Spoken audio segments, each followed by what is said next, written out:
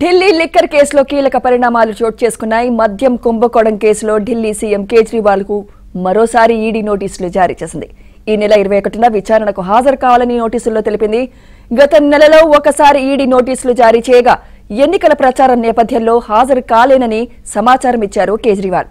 దీంతో మరోసారి విచారణకు రావాలని ఈడీ నోటీసులు పంపింది.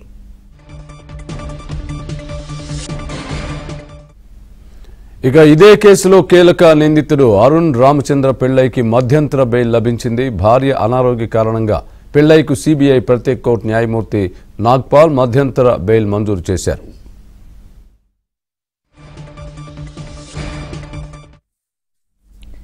బీఆర్ఎస్ ఎమ్మెల్సీ కవిత బినామీగా అరుణ్ రామచంద్ర పిళ్ళైపై దర్యాప్తు సంస్థలు అభియోగాలు మోపాయి. అలాగే పిళ్ళై అప్రూవర్ గా మారతారంటూ ప్రచారం కూడా జరిగింది. అయితే ఆ ప్రచారాన్ని పిళ్ళై తరపు న్యాయవాది ఖండించారు. గతంలో ఈ కేసులో శరత్ చంద్రారెడ్డి, మాగుంట రాఘవ్ అప్రూవర్ గా మారిన విషయం తెలిసిందే.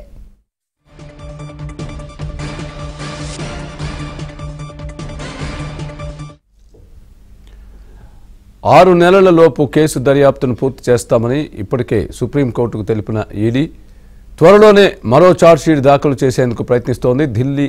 ఢిల్లీ లిక్కర్ కేసు మళ్లీ తెరపైకి రానుంది. దీంతో 5 రాష్ట్రాల ఎన్నికలు ముగిసిన నేపథ్యంలో తిరిగి విచారణలో వేగం పెంచే యోచనలో దర్యాప్తు సంస్థలు ఉన్నట్టు తెలుస్తోంది.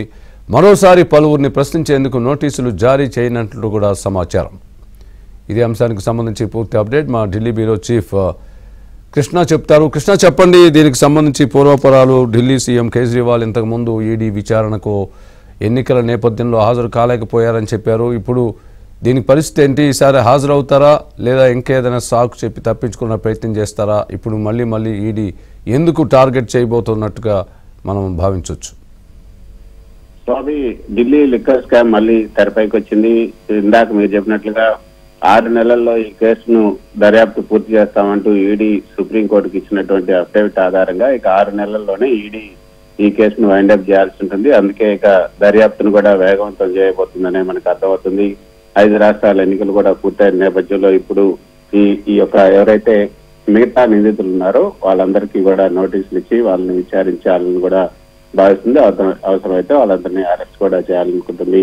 ఇటీవల గత నెలలో సమన్లు జారీ చేసినప్పుడు కేజ్రీవాల్ కి, ఢిల్లీ సీఎం కేజ్రీవాల్ కి 5 రాష్ట్రాల ఎన్నికల ప్రచారం ఉన్న నేపథ్యంలో తాను హాజరు కాలేను అంటూ ఈడీకి ఆయన సమాధానం ఇచ్చారు. అందుకే ఇప్పుడు 21వ తేదీన మళ్ళీ విచారణకు హాజరు కావాల్సిందిగా సమ్మన్లు జారీ చేశారు.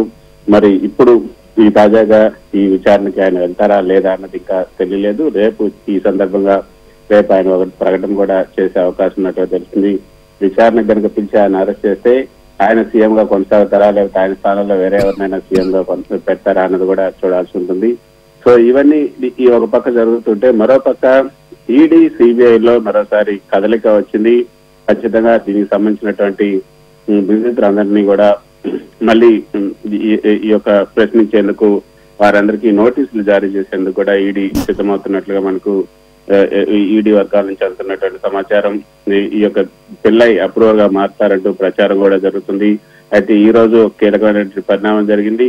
భార్య అనారోగ్య కారణంగా పిల్లైకి మధ్యంతర కోర్టును సిబిఐ ప్రత్యేక కోర్టు మంజూరు చేసింది. తర్వాత ఎమ్మెల్సీ కవిత బినామీగా అరుణ్ రామచంద్ర పిల్లై ఆయన అప్రూవర్ గా మారుతారన్న ప్రచారం కూడా జరుగుతుంది. ఒకవేళ ఆయన కనుక అప్రూవర్ గా మారితే ఖచ్చితంగా ఈ కవితను కూడా అరెస్ట్ చేసే అవకాశాలు ఉన్నట్లుగా మనకు అంటున్నట్టు సమాచారం. ఏమైనప్పటికీ 2-3 రోజుల్లో దీనికి సంబంధించినటువంటి మరికొన్ని కొత్త పరిణామాలు కూడా చోటు చేసుకునే అవకాశాలు ఉన్నాయి. సుప్రీంకోర్టు ఇచ్చినటువంటి గడువు కూడా పూర్తయింది కవితకు. కాబట్టి కవితకు ఖచ్చితంగా ఈడీ నోటీసులు జారీ చేసి ఆమెను కూడా విచారించే అవకాశం ఉంది. ముందు 21వ తేదీన కేజ్రీవాల్ విచారణకు హాజరవుతారా లేదా విచారణకు హాజరు కాబట్టి ఆయన అరెస్ట్ చేస్తారా అన్న దానిపైన ప్రస్తుతం ఉత్కంఠ నెలకొంది. ఇక ఢిల్లీ లిక్కర్ దర్యాప్తు మరింత వేగవంతం అయ్యే అవకాశాలున్నాయి.